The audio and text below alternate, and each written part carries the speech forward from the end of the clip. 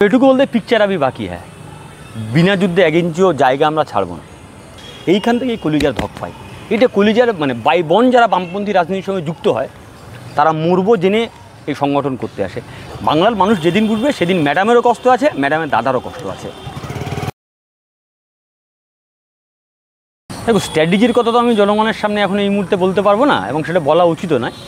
সবার স্ট্র্যাটেজি আছে, তবে এটুকু বলতে পিকচার আবি বাকি হ্যাঁ, বিনা যুদ্ধে 1 ইঞ্চিও জায়গা আমরা ছাড়ব না।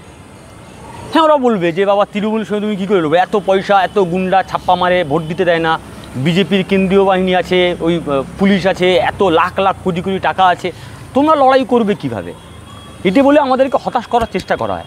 ব্যাপারটা আমরা হতাশ নই।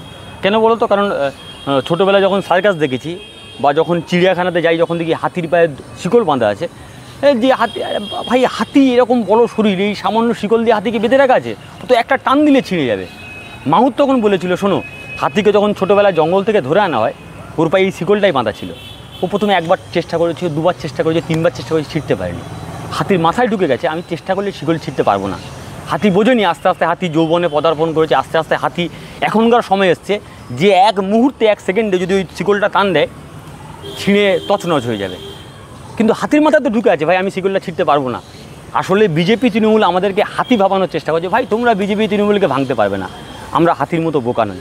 আমরা 1বার, 2বার, 3বার, 4বার, 5বার, 6বার প্রতিদিন চেষ্টা করে যাব, এবং আমরা জানি ওই শিকল আমরা ছিঁড়তে পারবো। আজ না হোক কাল, কাল না হোক পরশু, আমি না হলে আমার পরের জেনারেশান, সে না হলে তার পরের জেনারেশান, ছিঁড়বই শিকল। এই প্রত্যয় আমাদের আছে। আর এই প্রত্যয় আছে বলে বলি না কলিজার ধক করতে গেলে, এইখান থেকে এই কলিজার ধক পাই। এটা কলিজার মানে বাই বন যারা বামপন্থী রাজনীতির সঙ্গে যুক্ত হয় তারা মরবো জেনে এই সংগঠন করতে আসে।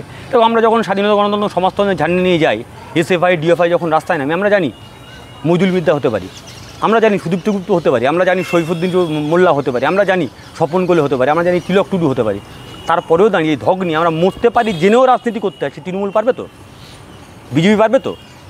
তো ফলে এই ধক, এই কলিজার ধক যখন সংগঠন করতে আসি তখন আমাদেরকে শেখানো হয় এতে যে 2টো টনিকের বড়ি খাইয়ে বা 10 লাখ টাকা দিয়ে এই ধক আনা যায় না। এই ধক প্রতিদিন মাঠে ময়দানে লড়লে এই ধক আসে।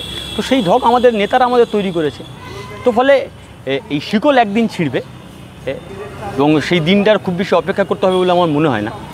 কারণ যেভাবে বাংলার ছাত্র যুব প্রচুর অংশের মানুষ অভয়ের সময় দেখলে না, লাখ লাখ মানুষ রাস্তায় নামলো, অভূতপূর্ব। পশ্চিমবঙ্গের ইতিহাসের আগে কোনোদিন দেখেছে মানুষ রাস্তায় নামছে? তার মানে মানুষ সরকারের বিরুদ্ধে আছে। এক জায়গায় নিয়ে আসতে হবে।